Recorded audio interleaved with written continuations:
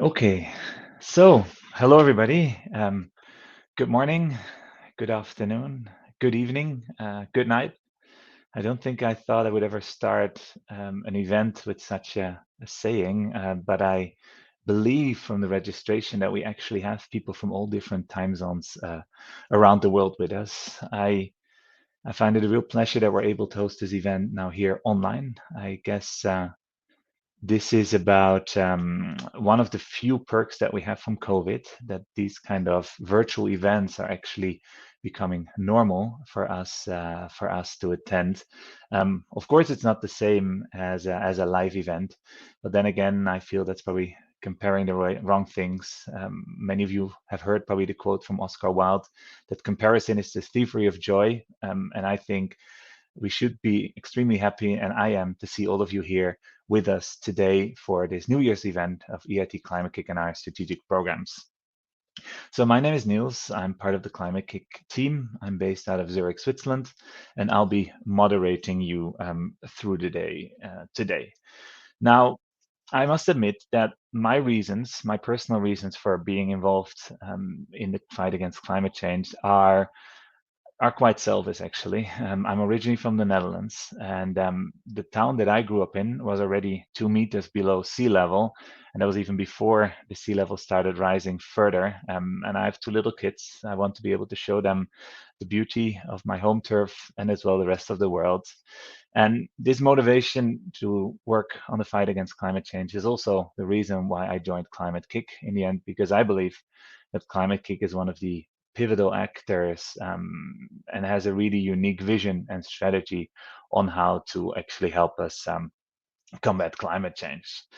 So, what is the reason why we're hosting this event today? You can see the slides in the background. We have three main goals for this event. So, the one hand is connect. So, we will have a few presentations here and there, but then as well, we will have various networking sessions for you to be able to meet each other, to meet new people, to connect and expand your network of climate activists further. Second thing is to inspire. So we're going to share stories of change and change makers and present inspiration for how you can get involved with that. And finally, there's the action bit. So we're going to share opportunities for each one of you to get involved with the fight against climate change on your own specific way. How will we do that? We will do that with the following agenda. So in just a bit, we're gonna start with the Inspire bit. We're gonna have three presentations. So from Kirsten, the CEO of EIT Climate-KIC, from Dennis for Rise, and then Olga, who is an alumni of our startup programs from the startup AggroSustain. Each one is going to speak for about 5 to 10 plus minutes. And during the presentations, please use the chat function to ask questions, and we will actually then take those questions up with them at the end to ask a few of the questions.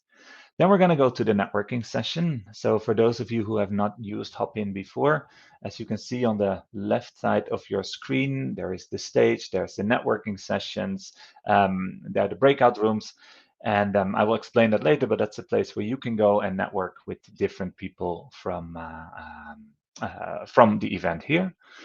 Then after we have the connection part, we're going to go to the action part. So you're going to hear from the different programs that we have at EIT Climate Change. And quite soon afterwards, we're going to move deeper into Meet the Community, where almost each of these programs has their own breakout room that you can join and join the discussion, and also figuring out how you yourself could get involved with the fight against climate change, share your learnings from everything that you're already doing, so that we can together find better ways to fight this essential fight that's happening. And then we're going to close somewhere around 12:40. These are, by the way, all European CET times, where I'm based, where most of the Climate-KIC team is based. So for those of you with fast brains, you can probably translate that to the time zones that you're in. Now, without further ado, I'd like to hand over to our first speaker, and I hope that is actually going to work right now, that Kirsten is with us. Elisabetta, can you hand over to Kirsten?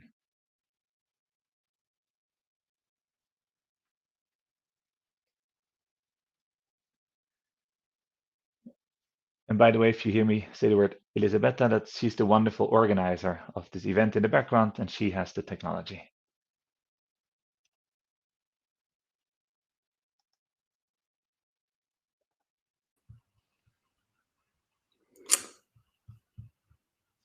Seems to work. Hi, Kirsten. Hello, good morning, everybody. Welcome to our New Year event on celebrating and paying attention to what we're doing with entrepreneurship programs, business development, venture creation, new solutions development. I'd like to start with a reflection on the way this year has started for me. A couple of key sort of pieces of sobering intelligence on what is about to be released with the IPCC report and where we are at in terms of the gap between where we need to be, what we're committing to, even if it's not still not sufficient, and the reality of what we're on track to live and live with.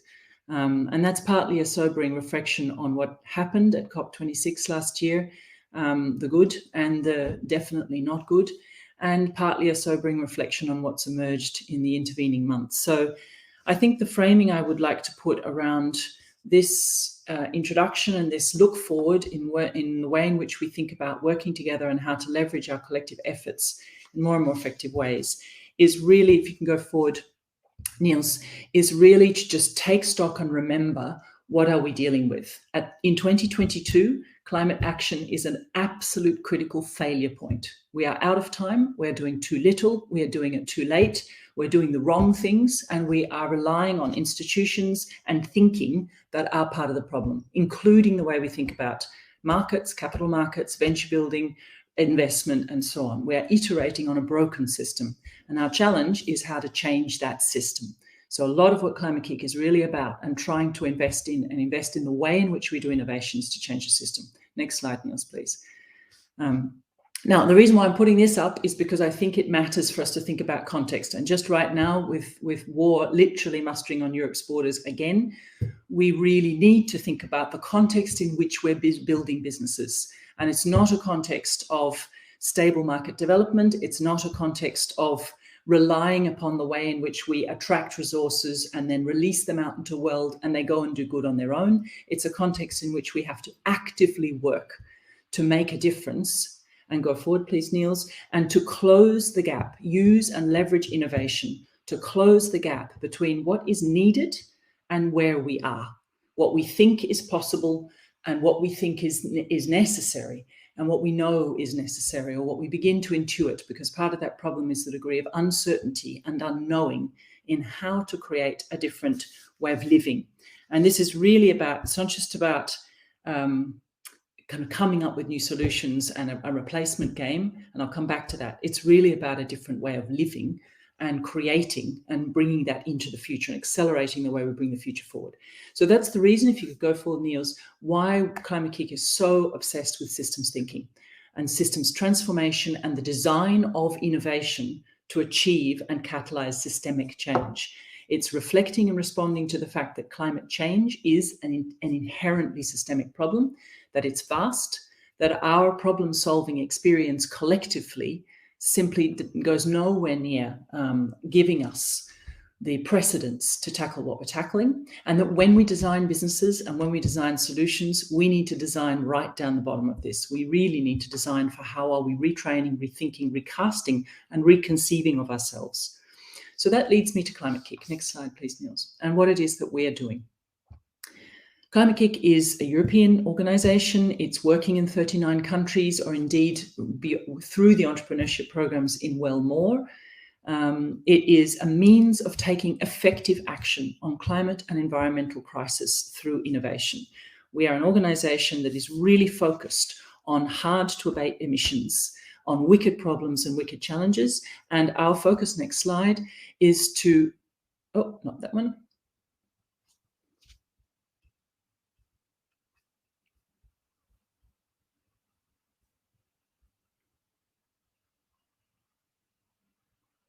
Yeah, thank you. And our focus is to seek to catalyze systemic change by the way in which we do innovation, the way in which we develop ventures, the way in which we think about skills and mindsets and capabilities and support transformation in ways of thinking and ways of doing, the way in which we partner with challenge owners, what we call challenge owners, cities, regions, governments, industry, value chain holders, or organizations embedded in big value chains and supply chains, industrial ecosystems. This is very much about understanding how to generate options and pathways for radical transformation, because we know that transformation is possible if we have choices and possibilities available. It becomes very difficult when we're operating from a perspective of constraint. Could you go forward, Niels, please? So we're an organization that has a track record. We've been around since the beginning of 2010. We have invested significantly because we're supported by the European Institute of Innovation and Technology. We have invested significantly and pointedly in the building of new ventures, new business models, new technologies, new solutions. And we have, as a result, incubated a significant number of climate positive startups. We have invested in innovations, technology transfer from university, industrial development, R&D, and we've finished at the beginning of last year a summative assessment of the carbon emissions avoided from those innovations, with the result that we have an annual 13 million tonnes avoided of carbon emissions only from the innovation projects. We're just now finishing a study looking at the startups and what they have in turn produced. But a lot of this has also taught us about what not to do. It's taught us about the virtue of investing in the supply of innovation to solve for climate change and to tackle climate resilience, to improve climate resilience and adaptation. But it's also taught us about the limitations of a model that is heavily invested in supply, but not paying attention to the market forming, market making, market structures, and structural changes that are needed to pull through new economics, new relationships, new infrastructure, and different ways of living. Some of that underpinning assumptions that I had in the previous slide.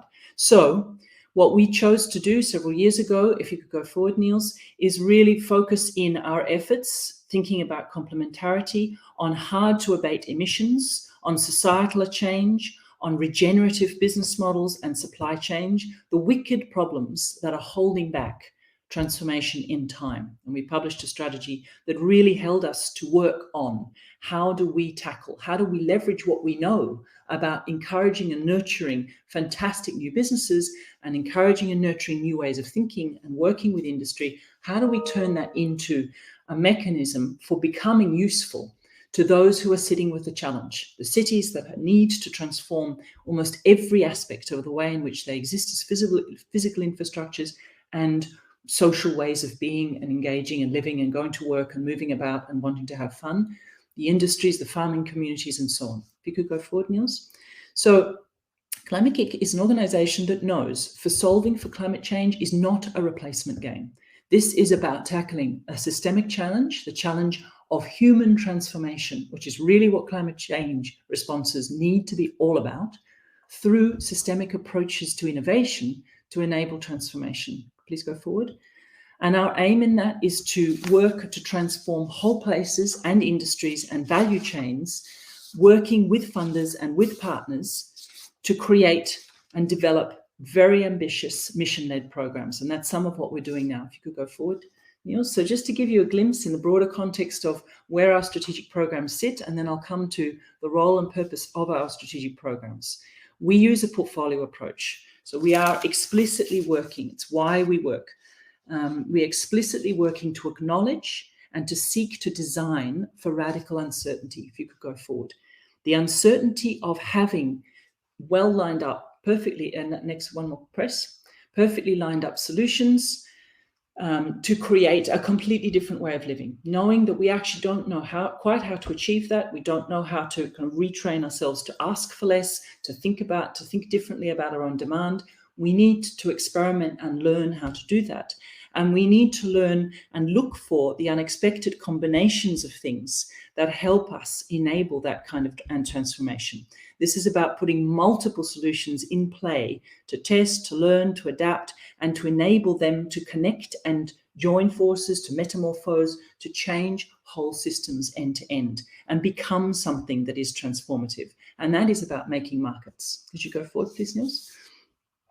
So to that end, we are the transformation partner of some of the most ambitious climate cities, regions, countries, and businesses. And we are using this kind of portfolio, place-based, specifically place-based, value chain-based portfolio building and hosting and enabling and facilitating to help those cities see what multiple different possibilities look like, to test 3 or 4 different solutions on one particular aspect, to test hundreds of solutions working on waste, on water, on infrastructure, on retrofit, on heating, on cooling, on food systems, on mental and emotional resilience, greening, rewilding cities, on thinking about how to change soil, the way soil captures carbon, farming practices, hundreds of things together simultaneously and connected in ways that they can accelerate their learning from one another. And that is then, if you can go to the next slide, feeding into large-scale platforming with the European Commission, for example, in the Net Zero Cities Initiative, which is the first pilot of the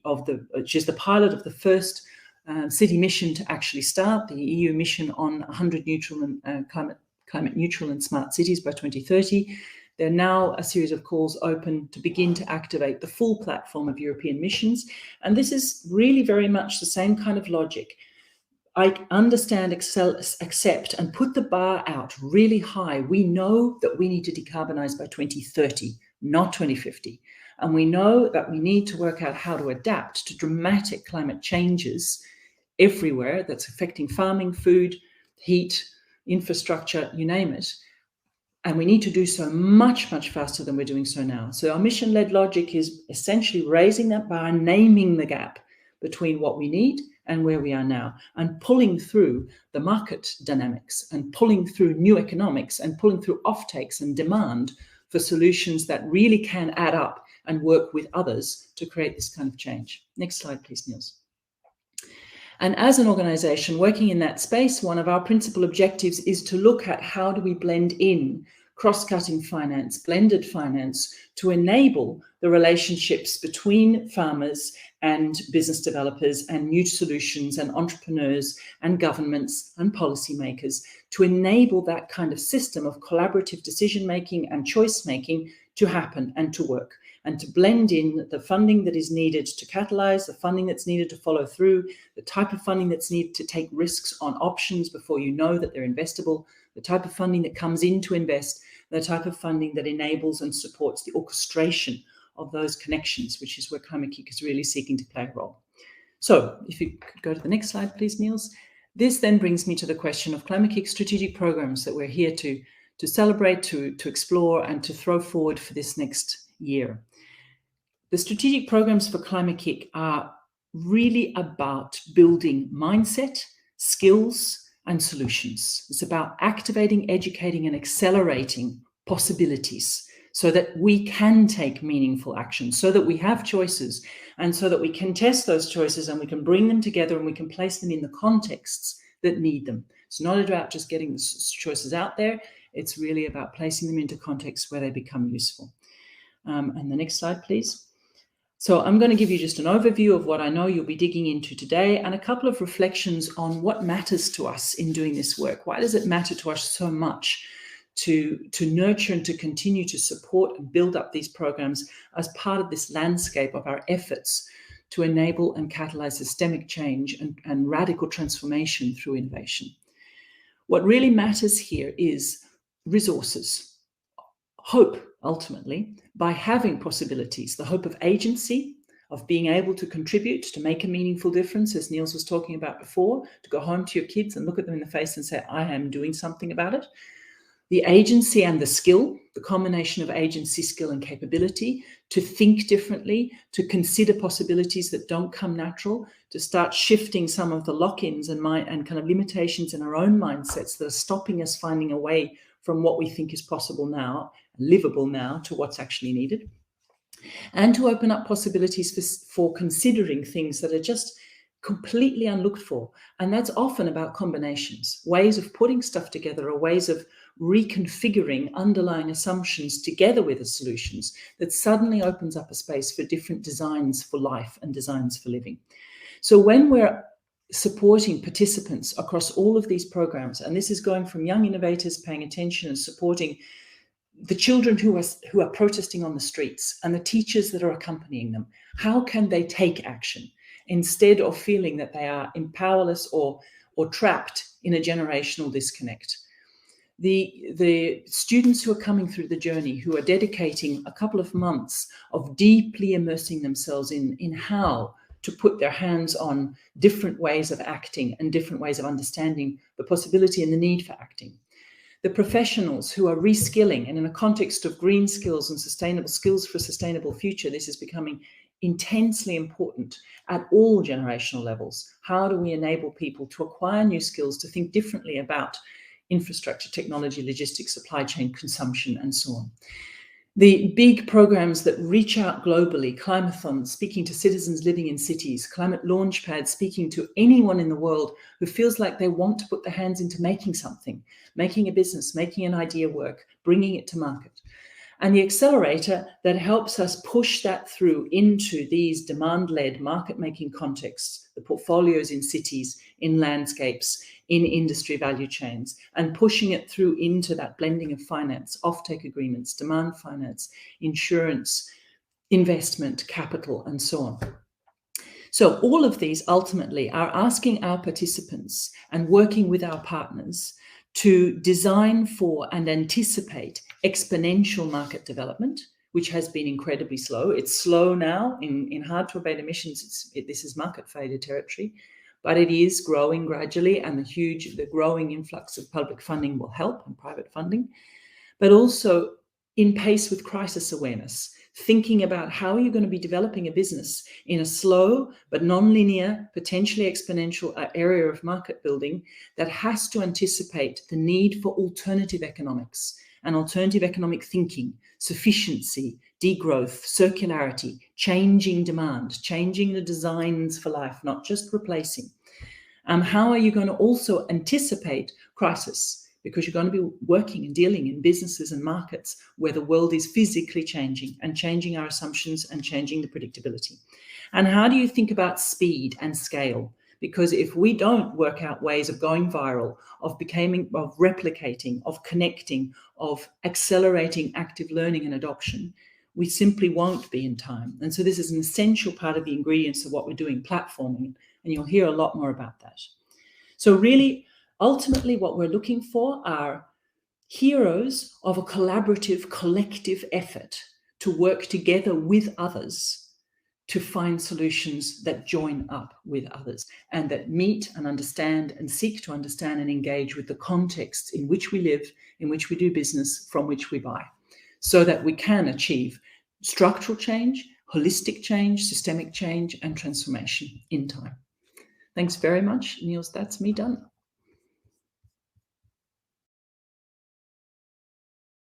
We have two small questions that we'd like to ask you briefly before we move on to our next speaker. And the first one is actually I'm taking the moderator's privilege to ask this one. So if you're an entrepreneur and you're building your climate startup that has a potential climate impact, your focus, you have your head down and you're walking forward. And if you believe in systems transformation, but you also want to build your business, so thinking about all those concrete stuff, how can you do that? So how can you take this idea of transforming systems into your day-to-day work of actually building a startup and all the grind that is involved in that? You're muted still, Kirsten. I think that automatically happened. It's a very good question, and of course the hardest thing possible, because you're also operating, and that's important to acknowledge, in a world that tends to focus your attention in on build the mousetrap, get the money, go to market, she'll be right. I think everything. So for that, one possibility is work with Climate-KIC, because there's a lot of the effort that we're trying to put in, but a lot of it has to do with paying attention constantly to who and what needs this. Who is it for? Who could it work with? What context can it respond to? Not just generic user needs. How could it work and how does it interface with other pieces of this? How well do I understand the system of effects that the thing I'm building is connected to or related to or dependent upon or interdependent with. And having that in scope as the business as part of business building, part of design building, designing for, looking for the collaborative exchanges, the partnerships, the synergies, the adjacencies, those things matter. It basically means build a business in context. Don't just build it where the real only context is whether investment is interested in it.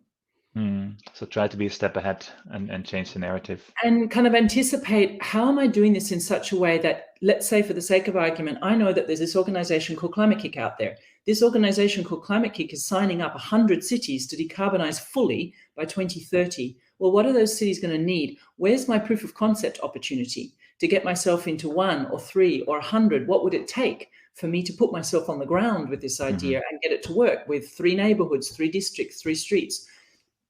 Replace city for farming community and landscapes and the adaptation mission, or replace city and landscape for industrial value chains and the big industry partners. That's what we need. People thinking about how to join the dots. Thank you. And we also have a final, very concrete question from Sarup is regarding Climate-KIC's role or business model. Are we mainly doing consulting, or what does Climate-KIC do in transforming these systems? So we use the word orchestration because it's a word that came through a long process of reflection on how do we name the role we play, which is broad and which is made up of many elements. So we do actively support and nurture and incubate individual organizations and individual entrepreneurs. And we actively educate individual people in different education programs. And that's a lot of the work we do in strategic programs. When we're working on what we call deep demonstrations, the systems transformation portfolios, we're applying a lot of that into market. What we are doing, I used to work in consultancy for a while at different moments in my life. It doesn't look or feel like consultancy. We don't rock up with 120 slide deck and a big price ticket and say, we'll tell you what you need to do to get it right. We get in the trenches with city governments. We spend months and weeks with them, helping to work out how do they ask for something different? How do they work out how to extract funding for it? We bring entrepreneurs in there. We bring innovation projects in there. We work with our partners to extract experience and learning from those things on the ground to make sense of, well, what are we seeing from this metropolitan forest project? Are we seeing that actually something is opening up in terms of a sense of need around food system security or technology limitations? Well, how do we connect that to the regulatory sandbox? Because the issue here is a regulatory block. So we are facilitating constantly the connection of usefulness, meaning-making, possibility, change, investment. It's kind of being like a facilitator of the market building, proof of concept building that I was referring to earlier. It doesn't really look like consultancy, and we don't feel it to be like that. Sometimes it can be funded in that way, but often it really is part of the making of innovation into deployment and transformation. Yeah, and I would describe it as one of those new jobs or roles that is emerging in the kind of transformation we need. So it's a future-oriented new kind of role. Exactly. Thank you so much, Kirsten, for sharing your insights and being with us for the beginning of the presentation. I'm sure that if people have questions, they can reach you through us or through whatever means. And with that, we're going to move on to our second Inspire bit. We're going to move over to Dennis, who I've had the privilege of listening to before in previous presentations. And Dennis, I'm very much looking forward to hear from you. And I'm going to hand over the floor to you right now. Thanks a lot. Dennis Pamela, I've been working the last 30 years of trying to, oh, here is my presentation. We're trying to see how we actually turn the challenge we have in society into an opportunity. And this is a little bit of what I think I would try to fill in what Kirsten was talking about also, in terms of we are really changing the world now. If you look back the last 20, 30 years, what was climate entrepreneurship then and now is very different. You can take the next slide, just the whole slide if you want to. What we basically were doing then for the last 100 years was improving existing systems. We made better cars, we made better records, we made better phone answering machines. We had a quite static society. Then sometimes during the 1890s, things started to change. And we now have still most, and I love when Kirsten also struggle to explain the role of Climate-KIC, because Climate-KIC is creating something new and meeting these new demands. A simple answer would be, well, we're an incubator. We just help you move, to a better business model. But that just brings you in as one part in a broken system. So that is the static problem innovation. Then you try to make the car a little bit better. Then you try to make the coal power plant a little bit better. What we have now is dynamic opportunity innovation. No one is really interested in a fossil-free typewriter, but that is very much the current innovation ecosystem. We look at what we have and we try to make fossil-free versions of that.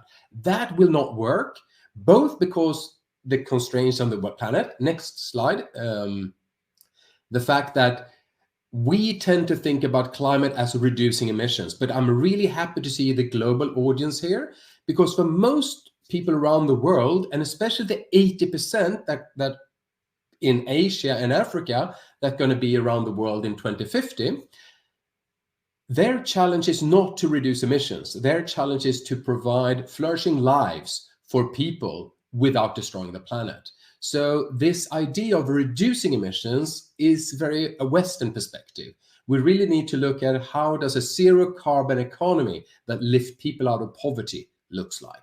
Next slide, please.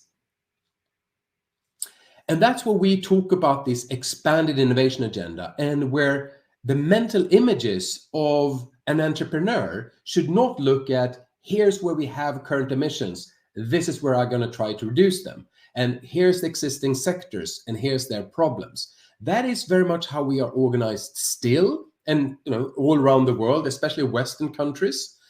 But we need to start asking, what are the human needs? How do we provide health and nutrition? How do we live flourishing lives? And who can provide those solutions in ways that allow for 11 billion people to live in harmony with nature?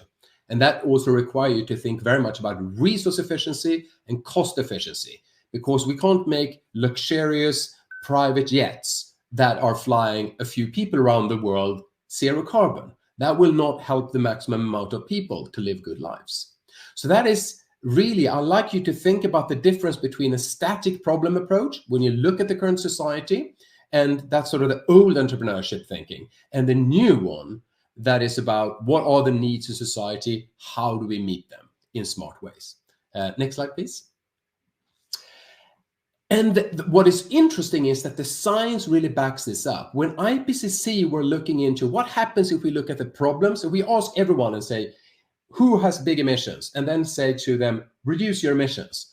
And then they say, oh, we can do this much, but then we need lots of CCS, or we need massive amounts of renewables, in ways that basically destroy the planet or put the risk of CCS never even happening. I don't know how many of you have seen the movie Don't Look Up, but you have this sort of hope that a future technology will solve everything.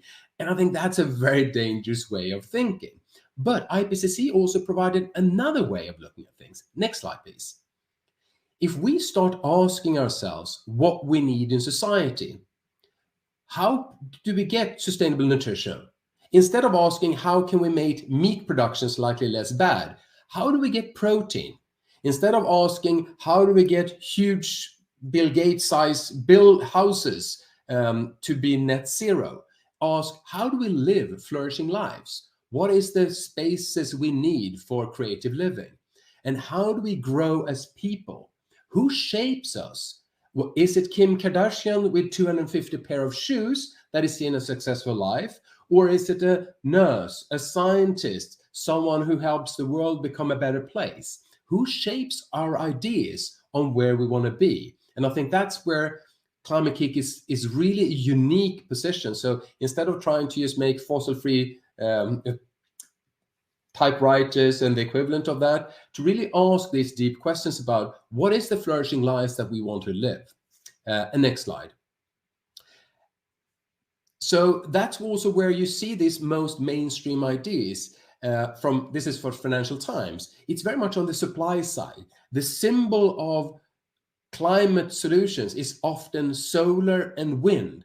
And to some extent, that is part of the equation, but that's a really, really, really, really small portion of the challenge. Not to dismiss that, most of many of my friends are in those businesses, but it's really about how we live, how we eat, how we explore things, what do we strive for.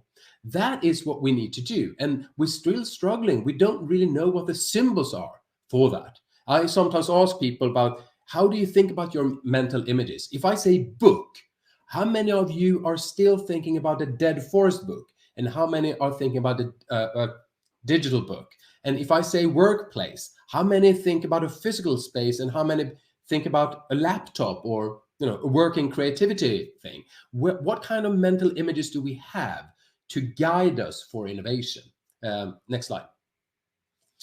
And that's where we become really concrete, because if we really look at where we are, and if we try to think ourselves as climate entrepreneurs, yes, there is a room for renewables and pushing that, and might be some room for CCS also if we fail to be smart. But it's really about, how do we create these attractive lives, the user appeal? How do we change the consumption patterns? How do we establish what is these creative lives that we want to do, instead of looking at the fixed situation today? And how do we dematerialize the economy? How much of things do we don't even need to own or to have physical versions of?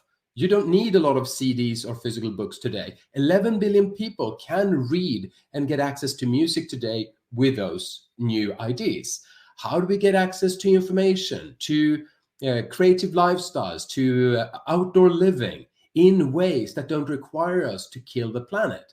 Those are the fundamental questions today. And it's really about providing something that is joyful. It's not about saying we're going to stop this and do less of that. It's really providing and pushing for the next generation of exciting solutions. And the last two slides then. First, it's really about, as Kirsten also was saying, we need to come together. We can't just throw out a lot of solutions here, or we can't just sit with financial institutions and do a green version of what we have, or we can't just sit and say, public procurement, we're going to buy a better car. We need to come together and really ask, how do we really work together here? And that's where Climate-KIC is such a unique platform also, that it's really bringing together different parts of the ecosystem. That is very rarely happening. Often you get sort of stuck in one of these boxes. But it's also about how you measure things. Next slide. So so how you see your roles. And this is just one example of, how do you view those around you, the incubators you work with, the investors you work with? What are they after? Do they want to claim carbon neutral, or do they want to really measure their positive impact? Are they just filtering and try to find something? How does it look like in your own ecosystem? And that's also why joining up with Climate-KIC and other sort of networks is so important, because you can find like-minded people that struggle with the same ideas. Because very often it's easy to feel crazy in this world, because we say one thing and we do something fundamentally different. And just having a network of people that you can share those experiences with is really valuable. And then the last on measurement then is, of course, it's important for you to start thinking about also, what is the impact you have, and try to quantify that. But I would urge you to be careful also to not spend too much time in asking too specific numbers, because the most exciting solutions, we often only can get an order of magnitude. It's easy to see if you switch from a fossil car to more resource efficient combustion engine. But to have a smart walkability solutions for city planning, it's much harder to assess, but it's much closer to what we need. And the last thing I want to mention is also that I think you, as a new group of entrepreneurs, we really need to ask fundamental questions about the value of shaping a better future. Because today there is this gap between the way we financially assess and get money in the bank or get markets for our solutions, that is just based on narrow sets of costs that excludes all these different things. We're starting to see good positive signs that companies like Tesla, for instance, are higher valued than old fossil cars, because they understand now, investors, that the way they relate to customers, the way they're open for new ideas and integrated solutions really help them to do that. So to answering also the question about how do you become part of the ecosystem, it's really about thinking about your feedback mechanisms. If you sell something, Who else can sell more things? Who do you encourage to, the kind of consumption? The underlying infrastructure. What underlying infrastructure helping? Is that the digital one or is it the physical one? And the normative ideas. Are you about sharing? Are you about fulfillment of life, or is it about increased consumption? So thinking about the kind of processes that you are contributing to would really help. So that's really the end. And the last one is just an invitation for anyone to be part of this, and that we have tools available for you to sort of sort things out. And the last one is just the picture of Mission Innovation, the platform that I'm working with. So if you have something also, we're more than willing, and we collaborate with Climate-KIC also and see how can we assess those solutions, how can we bring together a community also. Because the last thing that I want to say is that you are really the future of the climate discussion. For the last 30 years, we focus on the big polluters and how they can reduce. That is not enough. We need, over the next 2-3 years, to shift the focus so that 80-90% of the focus is on entrepreneurs and the new solutions and less on the old ones. Compare with now, when we spend 90% of the old solutions and maybe best cases 10% on entrepreneurs. So you really have the future for you also, and really thank you for having me here, and look forward to collaborate with all of you. That's great, Dennis. Thank you so much for that that insightful presentation and giving us a few new ways of looking at things. People in the audience were saying, like people like Minu were saying, that they really appreciate this idea of asking deep questions and rethinking what a good life is. You've probably asked a lot of those questions, thought a lot about what a good life could be. What kind of opportunities do you see for entrepreneurs who currently do not have a business idea yet, but where they could really make a difference? Like, what do you see as sort of as business areas or idea areas where they should think about developing ideas to really have an impact? And you can maybe have a few percentage for the best ideas. So. Yeah, well, I think the exciting things right now is just to take a step back and realize basically everything. If you're an educator, how do you educate in the 21st century? If you're a marketing person, and I think the enabling side, because I think it's quite clear that smart technology solutions, plant-based food or renewable energy, that's part of that. But I think what is really missing to a large extent is the enabling parts. You as an economist, you as a lawyer, you as a marketing person, though you really shape what people think is attractive. So if you can come up with a new way to measure, to understand how we shape our ideas, because I think the lower part of Kirsten's image on the system transformation, that is really our ideas of the future. What is successes? Think a little bit on how you can engage in that and shape that through everything from marketing to education to legal systems. That's really where we need much more innovation, because that's where the system change instead of just putting in single solutions. So that would be my suggestion. But really, just please take a step back and just enjoy the fact that you are one of the few generations that gets to build a society. For the last 150 years, we improved on the industrial society. Now we're building something new. So every one of us should be an entrepreneur. Few of us would like to be that. But as long as you have that and think about how you're shaping the society, you're part of this game. And don't think about it as too sophisticated also. Try to do something, iterate, instead of sitting back home and just thinking. And that's where Climate-KIC is so important also, is throw it out, join a competition, throw these things out. You will realize that there's actually quite few people pushing these ideas. There are too many people with sort of good intentions that don't take the step to actually translate that into action. And that's what we need. And that's why this event is so important. And I'm so happy that, we are still here, hundreds of people that really could be part of that transition community. Thank you, Dennis. I believe it was Thomas Edison who said, "A vision without action is just hallucination." And I think that's something that we might take to heart. Thank you so much for your contribution. We're moving on to the third and final part of our Inspire section, which is a presentation from Olga, one of the alumni from our startup programs, who's actually sitting about 150 kilometers from where I am, though we haven't met yet. Olga, happily handing over to you to tell us a bit about AggroSustain and your journey. Sure, thank you. I don't know, can you share my screen, please? Perfect, thank you. Oh. Can you see it? I hope so. So hello everyone. As it was mentioned before, I'm not anymore sure which part of the day or night you have at this stage. But in any case, I would like to present you AggroSustain, which is a young company. We are located in Switzerland and we were incorporated in May 2018. And actually, I think already from 2019, we were in constant touch with Climate-KIC. We got a number of supports from them and also a number of great ideas that actually helped us significantly to improve our offering. So just a few words about AggroSustain. We were talking a lot about climate change, but I think the problem is a bit more general, and it's not only about climate, it's also about sustainable foods and how we can integrate all the solutions together in order to provide the best impact for all of us. So in terms of AggroSustain, the vision was actually coming, I think, from my childhood, where I was working a lot in the garden together with my grandparents. And when you see how much effort it takes for people to grow a little plant of potato or a cherry tree, it's becoming impressive. And at the same time, when you look at the alternative which we have these days on the market, you mainly see very efficient solutions, but unfortunately, most of them are of the synthetic origin and not a lot of alternatives coming from the biological background.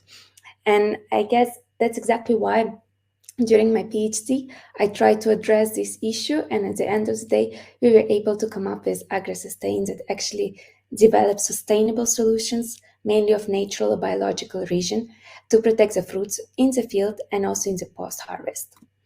Now, all of you heard about food waste, and it's one of the core issues.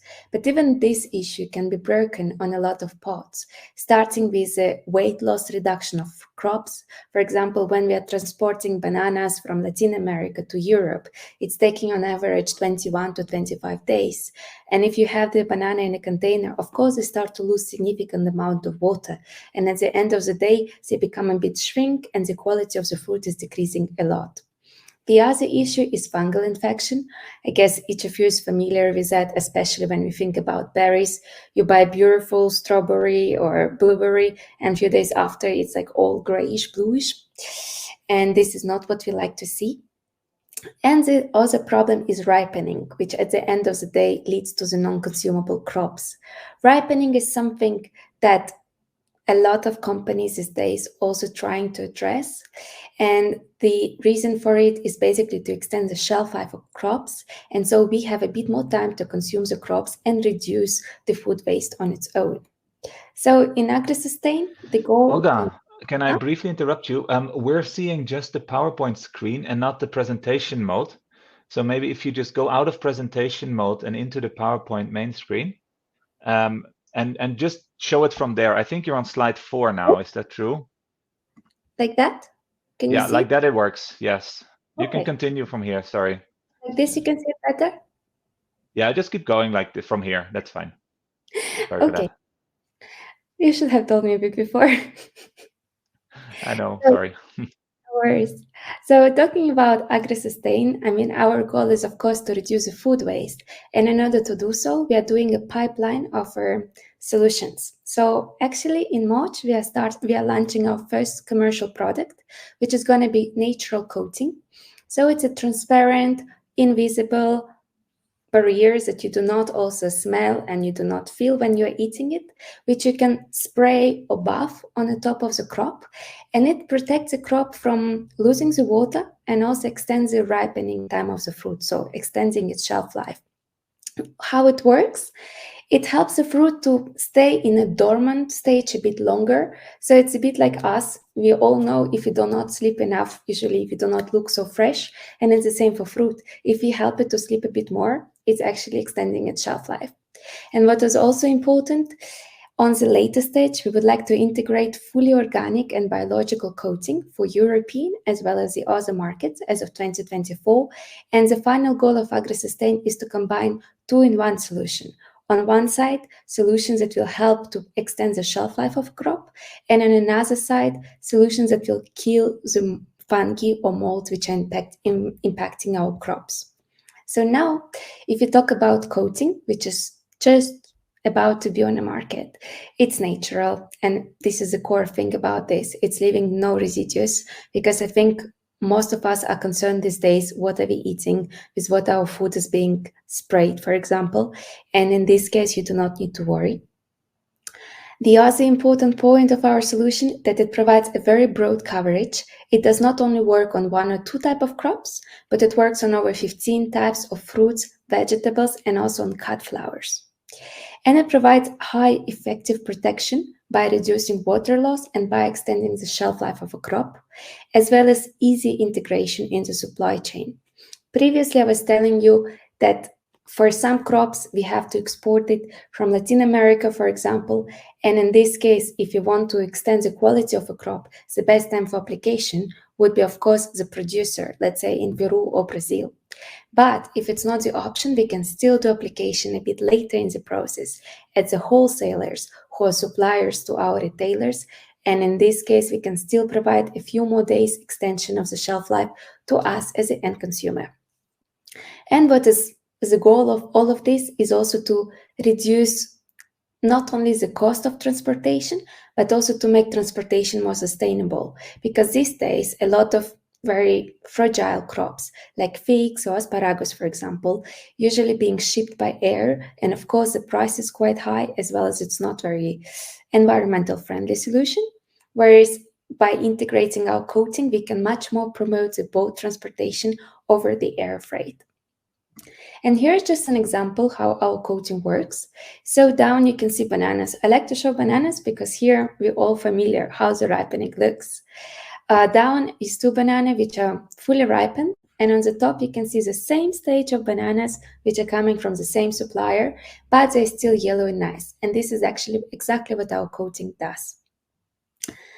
And just in a summary, the core goal of AggroSustain by providing this solution is, of course, to extend the shelf life and thus promote also more sustainable ways of transportation for our clients, such as producers or wholesalers, provide an protection of the fruit and let it still possibility to get ripened during the long transportation or storage time. And this is not everyone from our competitive side who can offer this solution.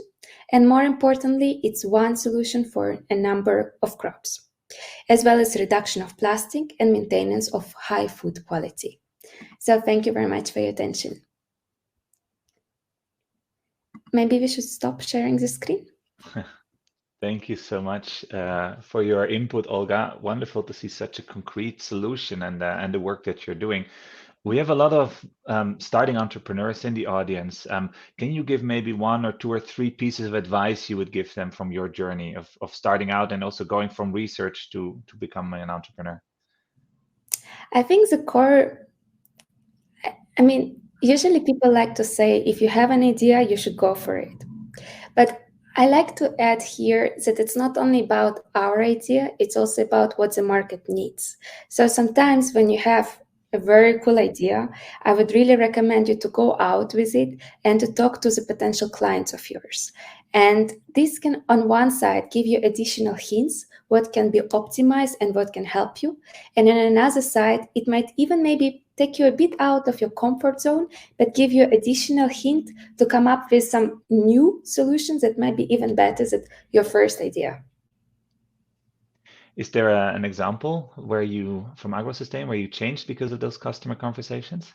We added the coating line, for example, because of our clients. Because when we started, we were working only on fungicides. So this is a new product that we are planning to integrate later on. And as you could see, it takes quite a lot of time to get an approval for certification and everything. And in parallel, we were still talking to our clients, and some of them said, do you have something for freshness extension? And we said, no, but we can work on that. So this is exactly how it all started. That's great. And I think also when you have the idea and you're in an early stage, you can also do that part-time, right? You can dedicate a bit of time to start talking to people and then slowly get more and more in the operational mode. Thank you. Yeah, please. We apply for a number of grants in the beginning, because it's usually these grants and accelerating programs that can put you in touch on one side with right people from investment point of view, but on another side, it's also a lot of feedback in terms of business development, because these days we know that most of the innovation is still coming from the research groups, and it's very important at the early stage to start already understanding your market.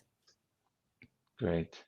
Thank you so much for your input, Olga. It's wonderful to have you as part of the Climate-KIC family. Good luck with AggroSustain, and I'm sure we'll see you around.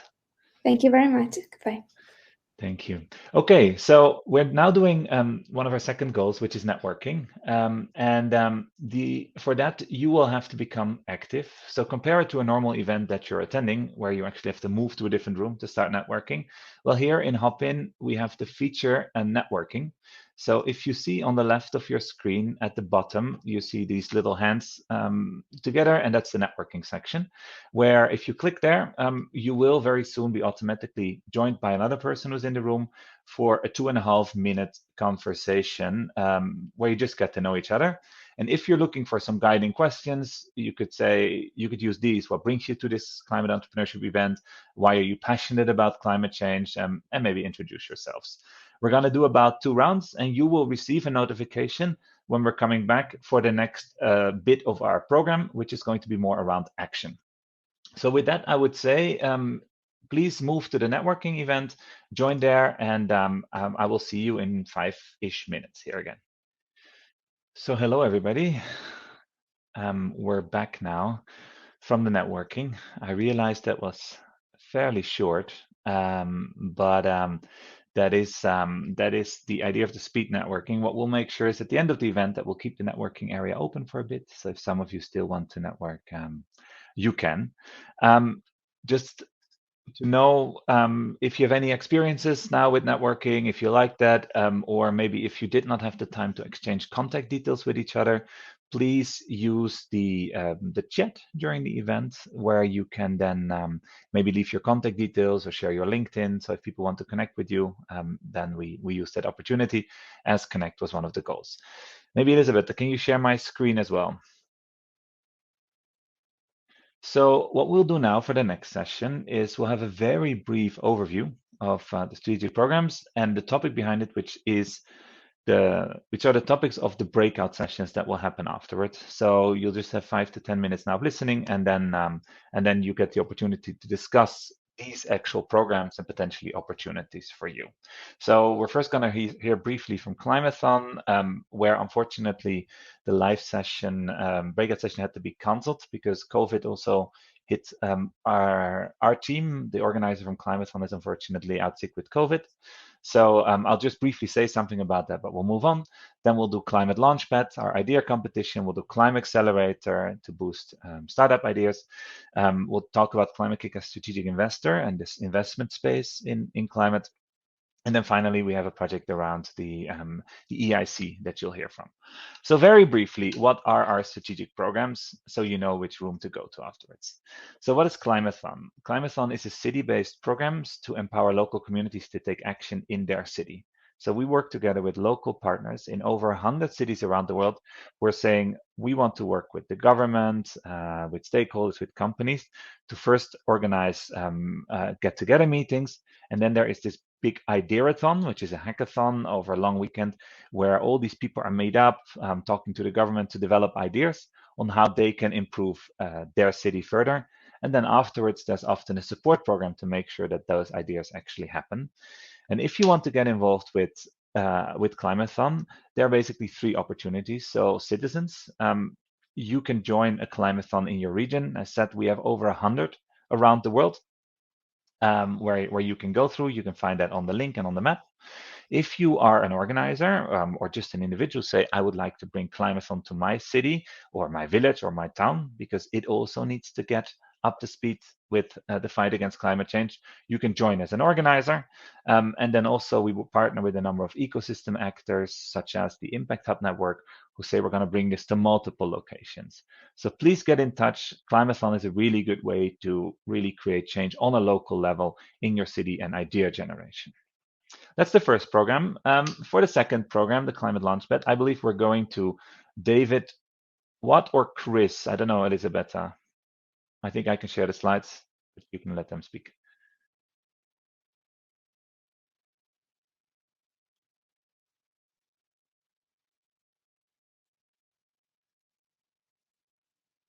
It should be Chris, but we're missing him. Okay. Well, then it's coming. Let's make. I'll let him speak. Perfect.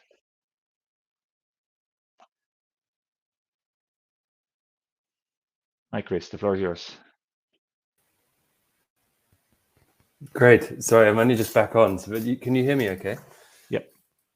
Yeah. I missed the launch in. Yeah. So I'm just going to chat quickly about the Climate Launchpad program, which hopefully many of you in the audience already know about. But yeah, it's a global green business ideas competition established in 2014. So been running now for a long time and sort of grows year on year.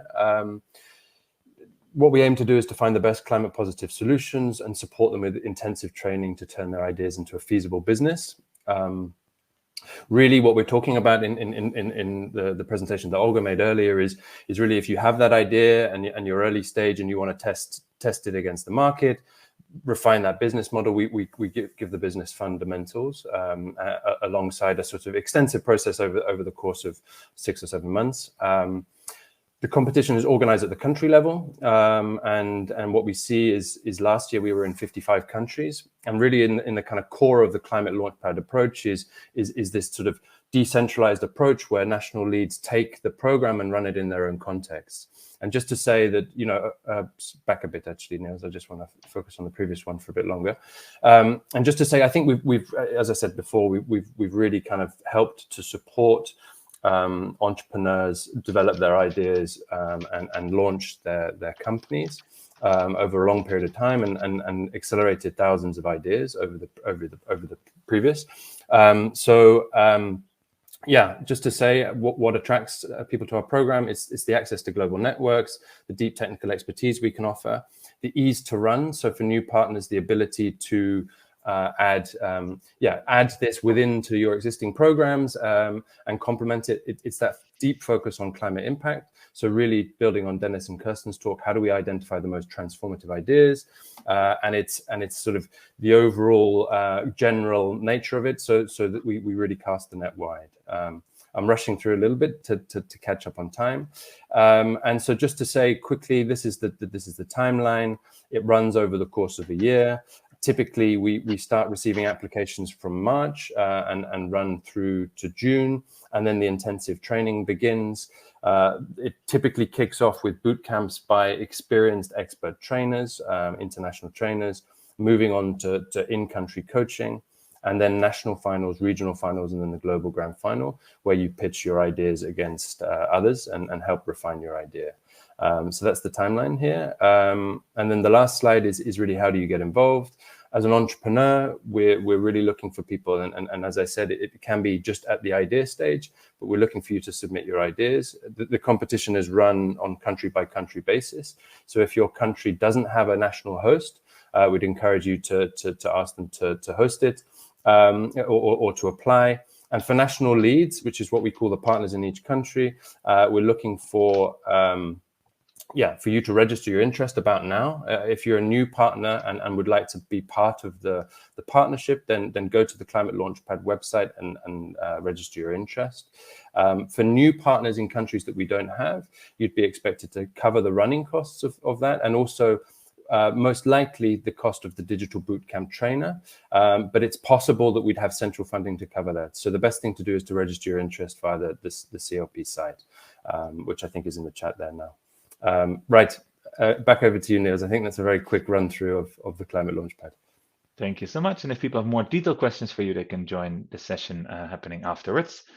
So then we move on to our largest program, the ClimAccelerator. And for that, I'm going to hand over to Christian. Thanks, Niels and Elisabetta. Welcome, everyone. Good to see you all. A few familiar faces and a lot of interesting and new names coming up here. So with our ClimAccelerator approach, I think similar to Climathon and Climate Launchpad, we're really trying to help startups. And in this case, we want to really help accelerate their growth, right? Startups all over the world who have a positive climate impact. How can we help them grow? How can we help them raise and look for diverse investment and financing options? And I think, and our approach is really to help organizers of such entrepreneurship programs to catalyze, to receive expertise, contents, mentors, and coaching from us and from our organization and our networks to really help their startups grow faster. I think. We've got diverse ClimAccelerator programs. Some of them are EIT funded and are active across Europe. You can see them here on the map. Then we're growing also in diverse continents and countries around the world, where we have some of our main partners as Irish Aid, CDC Group, for example, funding some of these accelerators to happen, let's say in Africa. And we're growing really the community across Latin America and Asia as well. So we've got now more than 40 ClimAccelerator partners around the world who hopefully will start their programs this year and will run faster. And I think this is really the idea. I mean, if you look at some of the success cases, we can see that at least 45 of these entrepreneurs have been featured in Forbes 30 under 30 in Europe, for example. And now it's really time to also get some of the entrepreneurs in Africa, Asia, and Latin America to also be featured, but also to be very successful in their national and international growth. And that's our mission, that's our purpose. If you want to get involved, if you're a startup, you can always find the list of ClimAccelerators on our website. Check them out. They're opening up in different moments. Apply to that call for startups. If you're a mentor, just contact us. We'll select you, we'll filter you. You may become a mentor of any of these programs. If you're an organization working with entrepreneurs, contact us as well. I think we're having interviews where we'll design and then talk about how we can work together and how you can start doing such a ClimAccelerator program. And if you're, for example, an ecosystem actor, right? If you want to support such organizations, if you want to support such entrepreneurs, also feel free to reach out to us. We may work together, or you may start working together with some of our ClimAccelerator partners on the ground in diverse countries. And last but not least, if you're an investor, I think David Houghton will talk right now about the investor world and how we work closely together with investors to really connect startups who are looking for investments with that world. And that's already. Find more information on our website. Stay tuned. Feel free to touch base with us and join the breakout session in just a bit. Thanks so much, Christian, for that brief overview of the program. And I think it's important to say for all of these three programs that they work a little bit like TED and TEDx. So everybody knows TED sort of as a central program, and through TEDx, you can bring these programs to your region or through your context. And it's the same with Climathon, with ClimateLaunchpas, and with ClimAccelerator. You can bring that to your region if you're interested. Just get in touch. We have two more sessions coming up. So first, we're going to talk about Climate-KIC as strategic investor, and then I'm going to hand over to David. Thanks, Niels. Hi, everyone. My name's David. I work in the Climate-KIC investment team. Just very quickly before we talk about our investor marketplace, Climate-KIC is in quite an exciting transition period. We are making a move into early stage venture capital investment.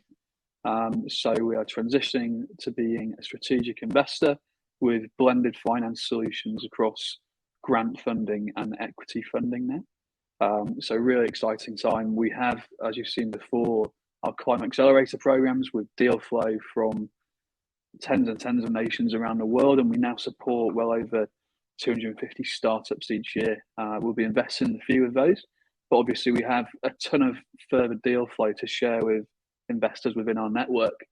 To give you a bit of an idea, our startups have raised well over 2 billion euros in follow-on funding, and we have awesome companies in there like Hexify, New Wardrobe, Insects in Paris, the largest grower of black soldier flies in the world. We have Climeworks, one of the largest carbon removal companies in the world, who are selling carbon offsets to large technology companies. And we have our climate marketplace, where we will be sharing deal flow with all of our investors. So if you're keen to get involved, Niels, I think on the next slide there's a link to sign up. So we'll share this with everyone after the show. And what we'll do is we'll automatically matchmake you with relevant deal flow that we're made aware of through our startup portfolio. Thanks very much.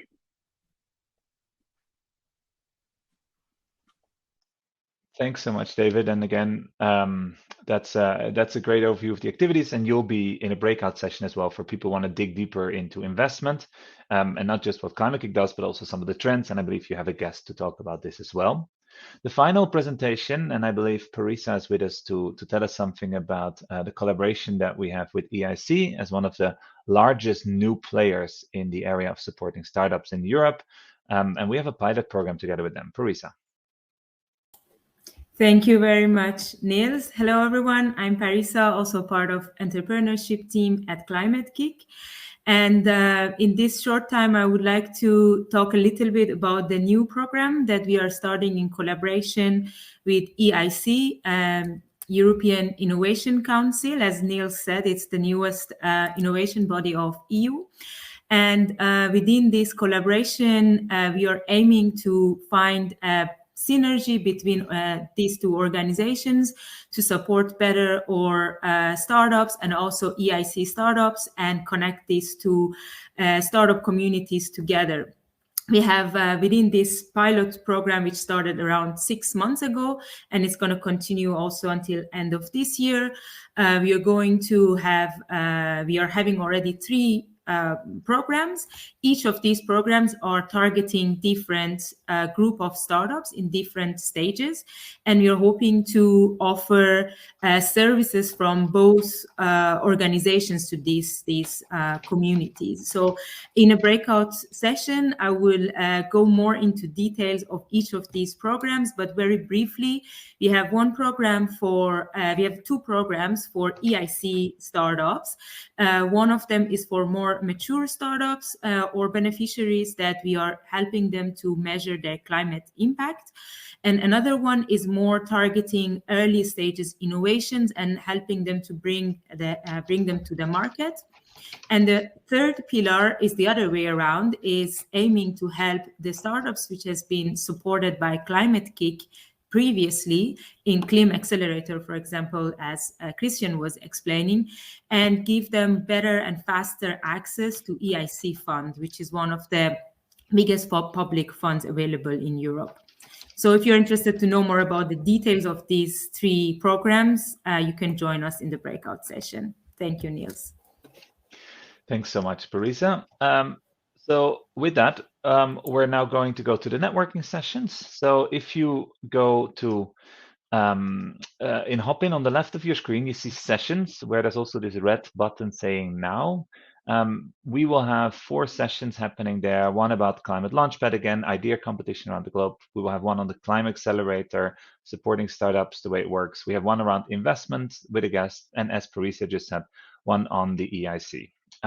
So with that, we're taking now 25 minutes for the breakout rooms, and then we will come back here to the main stage for the closing of this New Year's event, which will be until 12 at 12:55. We'll come back for the closing here. So 25 minutes now in the breakout rooms.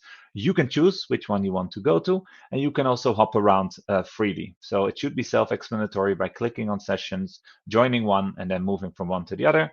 If you have any questions, please use the chat function, and one of our team will be sure to help you. Wishing you great discussions in the breakout rooms.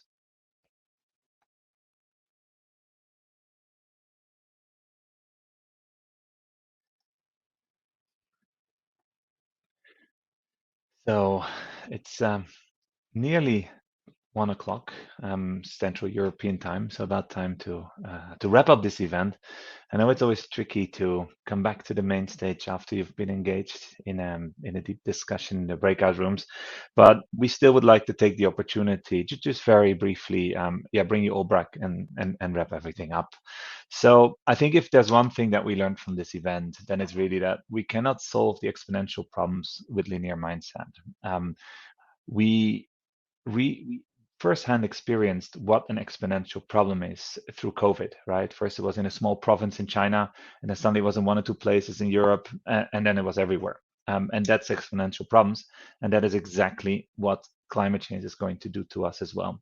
So we do need exponential mindset and exponential tools and exponential support to tackle that problem at a systemic level.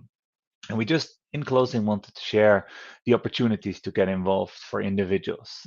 So again, these are our programs. So whether you're an entrepreneur, whether you're an individual with an idea, whether you're part of an entrepreneurship organization, there are all these opportunities to get involved with our programs. You can also all find them on our websites to get more input. And these are the kind of places where you get training in systems thinking and exponential thinking, where you find a community, where you find support, and So we would love to hear from you. Then as well, of course, there are many opportunities for partners, so for organizations, for sponsors, for donors. We're running a number of programs. Please get in touch with one of us, and we can do amazing things together through the community of organizers that we have around the world. I think the closing word from our side is that you probably know this old Chinese proverb, right? The best time to plant a tree was 20 years ago. The second best time is today. And I think that's exactly where we are with climate change. The best time to tackle this was maybe 150 years ago when we designed the Industrial Revolution. We had many opportunities since, but the absolute best opportunity to do that is actually today. So with that, I think you can applaud yourself for showing up today, for coming, for sharing your opportunities and your stories. We're very much looking forward to help make 2022 the year in which we change the narrative on climate change, and hopefully we'll do that together.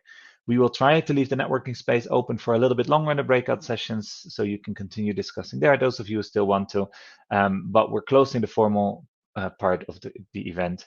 Thank you very much for attending. Thank you, Elisabetta, for hosting. Thanks to all the speakers, and looking forward to creating impact together. Have a great time, everybody. Thank you so much.